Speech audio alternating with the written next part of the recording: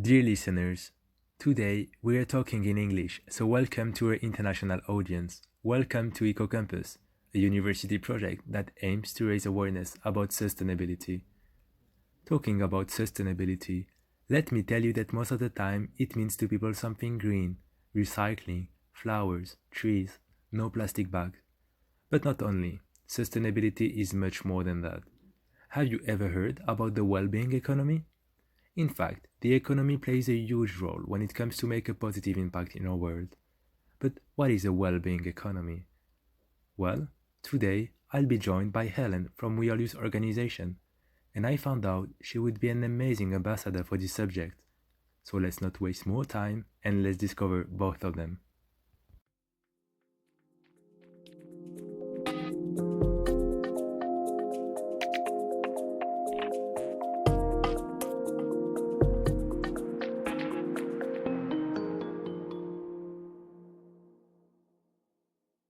I'm here today with Helen from WEAll Youth organization. Helen, could you please introduce yourself and the organization, please? Hi, Sami. First of all, my name is Helena. I'm 24 years old and I'm currently doing a master's in sustainable business and innovation. And I'm also one of the co-founders of WEAll Youth, and currently I'm in the role of the partnership lead within WEAll Youth, which we started 2 years ago. And we are a youth-led community that tries to get young students and professionals involved in a well-being economy, and we try to elevate their voices and try to embrace young people to take action towards creating a well-being economy. So that's WEAll Youth, and that's me. Thank you so much for the explanation. You mentioned some interesting elements, such as the word well-being economy, right? Could you explain what that is? Yeah, so of course, the term well-being economy is always the one that intrigues people the most. Exactly. I think in order to understand the well-being economy, I'm going to start explaining the economic system that we live in right now and how the well-being economy tries to approach that system or change that system. So the system that we are living in now is defined by economic growth, is defined by the progress measures of GDP. It's all about being bigger, better than other countries, growing more, selling more, exporting more. And this model or this economic system is inherently flawed, because what do we need in order to grow more? We need more resources. So basically, this economic system is based on the exploitation of the planet's resources. As we can't grow more and bigger and cannot become bigger and better in that sense if we're not exploiting our planet, and also as that turn exploiting our workers, the people that work in factories and also need to work more and work longer hours. So this is kind of this root issue that we're having with our current economic system, and the well-being economy sees that we need a change for this economic system. We need to change the way we view economics in general, the way we view our system. So well-being economics is centered around the idea that we need to look at people and planet first, and we can only use profit as a tool to create this well-being for people and planet. So it's more about looking at sustainability, looking at fair wages, looking at fair working conditions, inclusiveness, and equal distribution of wealth, for example, is also part of the well-being economy. So it really tries to shift this paradigm away from this becoming bigger and better and creating more systems centered around the well-being. Right. So one of the main mission of WEAll Youth is to build well-being economy, right? How? So we are very much focused on making well-being economics more attractive for young people. As of course, so many young people all over the world, they study economics, and some are maybe more interested, others are less interested or enthusiastic about the economics. But we don't learn in universities, we don't learn other economic systems. Like, we don't even start questioning what our economic system could look like. One of the first key goals of WEAll Youth is to create this awareness amongst young people around well-being economics, and that this new economic model even exists. And then also as a next step, engaging young people in our community and having an exchange about the topic, learning more about what a well-being economy can look like. And then as a step after that, taking action to push the well-being economy forward. All right. You mentioned the word awareness. Maybe WEAll Youth can help in seeing the economy differently, right? In the university, for instance, or in school, maybe they're teaching us, an economy that is linked with, the ideas that we're seeing right now to be like bigger and bigger, right? So in this sense, would you tell that WEAll Youth help in seeing differently the economy? I mean, that's one of our main goals. And I think the people that are involved in our community can also agree on the fact that they do see the economic system from a different perspective, from a different angle. And especially as we are also a very diverse community, we have members from all over the world, you also get more sensitive about what well-being actually means for different countries. And I think this awareness creation through this global community is taken to another level, because you're not only aware of the well-being economy, but also how it can look like and how it can look like all over the world and not just in your own country. Okay, thank you, Alan. Now, when I see and I heard the word well-being economy, I'm thinking, do I need to be good at economy to join WEAll Youth? What would you tell to people that would, be stopped by the word economy? First of all, I want to take away the fear. You don't need to be a complete economics geek or into all the economic calculations in order to join WEAll Youth. You can have any kind of background. I think what's most important is your eagerness and your interest to learn more about well-being economics. And well-being economics is centered around a certain concept, and how it can be implemented will also differ for a lot of different contexts. So there's no like big mathematical equation that you need to study or understand. I think it's rather the idea and thought behind the well-being economy that's important to understand when you want to join WEAll Youth. That's really good to know and to make it clearer, right? Helen, I have another question. What are the concrete actions that we can do in joining WEAll Youth, or what are the actions you did through this organization? So I think it's very good to know that we have two different ways on how you can get involved in our community, and two different ways on how you can basically take action within WEAll Youth.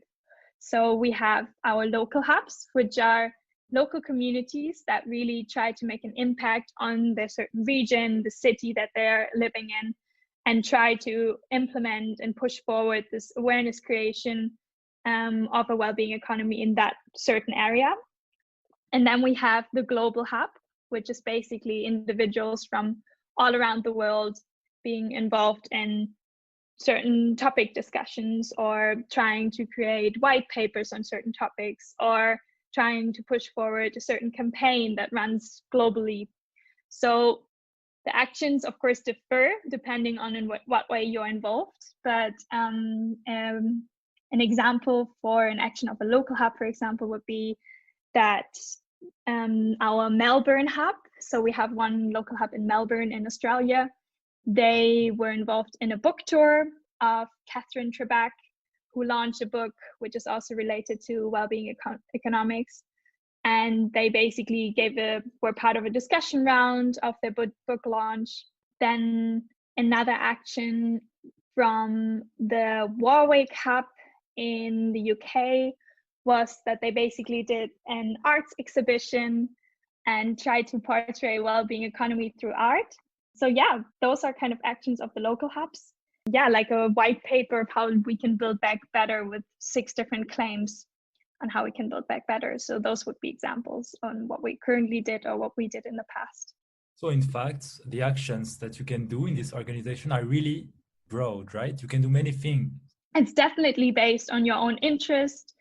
And yeah, also the local context and what way you are involved. For example, we also have a social media team for people interested in social media, and they're quite active in creating posts and communication around a well-being economy. So yeah, many different ways on what you can do.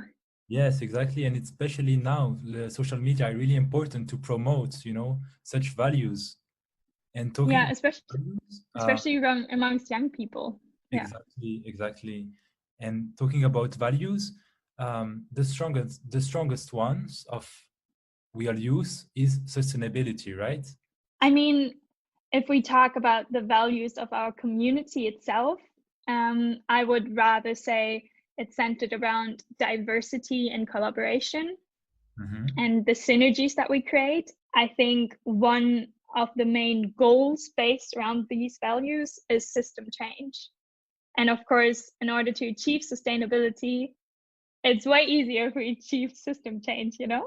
Exactly. And in order to change the system, as you said, it's important to talk and to have, this immersion in.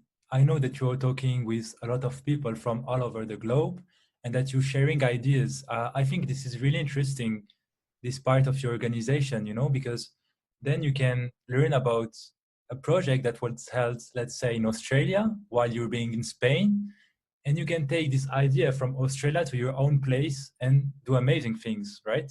Yeah, it's definitely all around that. It's centered around the idea of learning from one another. And yeah, just to give an example, we talked about tourism and how tourism could look like in a well-being economy.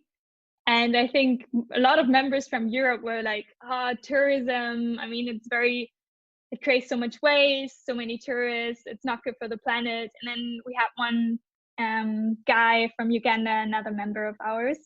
He was basically saying like how much benefit tourism brings to their region and how much knowledge as well. So I think there are always two sides to the coin, and it's great to just have this exchange and be aware of different perspectives. Definitely, it helps, deconstructing your ideas that were mainly, I would say, in this case, very Western. For sure, it's really important to talk about all those issues with a global community, as you said. And you also mentioned the local hub, sorry. And I think it's really nice if you can create a hub of WEAll Youth in your country, right? How does it work? So how it works is basically we have a conversation with the people that are interested, and we just talk a bit more about well-being economics, what it means, and we just kind of get the conversation started to also increase the knowledge and just have a nice exchange. And if people are still interested in starting their own local hub, we have our mobilization lead, who's basically kind of facilitating the process of registering as a local hub, guiding them through possible actions. Then they also can fill in, for example, like a project proposal for their first project. But we are all, we as an organizational team, we are facilitating this process and kind of figuring out what could be possible actions for the local hub. All right. So if I want to create a hub in France, for instance, is it that simple? Can I do it, let's say, in 1 month or 2 weeks? I guess it depends on how committed you are. And I mean, we're all working voluntarily, and every member of us is involved just based on their passion for this topic. So if you are very passionate about it, for sure you can create a hub within 1 month. The only things you need to fill in is we have a little canvas where you basically line out what you want to do, and we have a certain legal form which is called MOU. It's kind of like a lighter form of legal form, which makes you officially a hub. Okay, so everything is simplified in a way, and most important, it all depends on your commitment and your motivation always, right? For sure. I mean, we don't want to create any more barriers for people who are passionate about it. And I mean, when you have a conversation with someone, you can clearly see that person is passionate, committed, and really wants to start a hub. I don't think a necessarily long bureaucratic process is necessary to create a hub. How you became passionate about it, Helen, about, let's say, changing the system? we actually had a guest speaker at our university, and he was one of the people that started WEAll, so the Wellbeing Economy, which is kind of our mother organization. Okay. And he gave a guest speech about what WEAll is, what a wellbeing economy is, and what they do. And I just had a conversation with him afterwards and said, like, hey, but you don't have any young people involved in your organization, do you? And he's like, no, we're mostly like people older than 50. And I was like, okay, wow. So you're all like passionate economic critics. But yeah, and we kind of came to the conclusion that we need more young people involved in this topic. So we just continued the conversation afterwards with him, and yeah, slowly decided to start WEAll Youth. All right, that's interesting. So basically, you came to the idea of creating the branch of WEAll for the young generation, right? Correct. Yeah, and that's something that resonates, especially when you see that the youth is getting more engaged with all, the climate change strikes and the protest for the climate. So we feel that the youth community is eager to change the system. I definitely agree. I mean, our generation is really the one that understands that we need to act now. I mean, also in regards to the IPCC report that was published in 2018, basically saying, hey, we have until 2030, and then the climate will not be the climate crisis will be irreversible. So I think our generation is just very aware that we can't postpone action any further. And I think by starting to change the system, we try to eliminate the root cause of all the problems that we're facing right now. I'm thinking right now about the network that you can have thanks to the organization. Can you talk about it? Like, I know, for instance, that WEAll Youth has many branches, many contacts, many network, so it can also benefits for you, right? Volunteers, I mean. Yeah, exactly. So of course, we are first of all connected to the network of WEAll, so of the Wellbeing Economy Alliance, our mother organization, which has a massive network of more than 120 organizations and working in one or another way to achieve the wellbeing economy. So we always have these channels open. We can always connect to any of those organizations if we feel we need anything, or if our members want to get involved in a certain project focusing on specific topic that one of the organizations within that network address. But we of course also have our own network of rather youth-focused organizations. So for example, in the Netherlands, where we started off, we have quite good connections to other sustainability youth networks. And of course, we also have like other individuals or small organizations that we've been involved with through, for example, we organized an event and we invited a guest speaker from the World Fair Trade Organization, which was quite nice. So we do have our own network as well established by now. So of course, that's accessible for all our members. That's really cool, actually. It means that the mother branch can help you with your projects or with people's projects, let's say. So it's really important for us, the youth, to feel that we are, encouraged by people that have more experiences than us, right? Exactly. And we also try to foster that linkage even more. And that's why we started to have intergenerational calls, as we call them. So we basically have calls between just WEAll Youth members and WEAll members.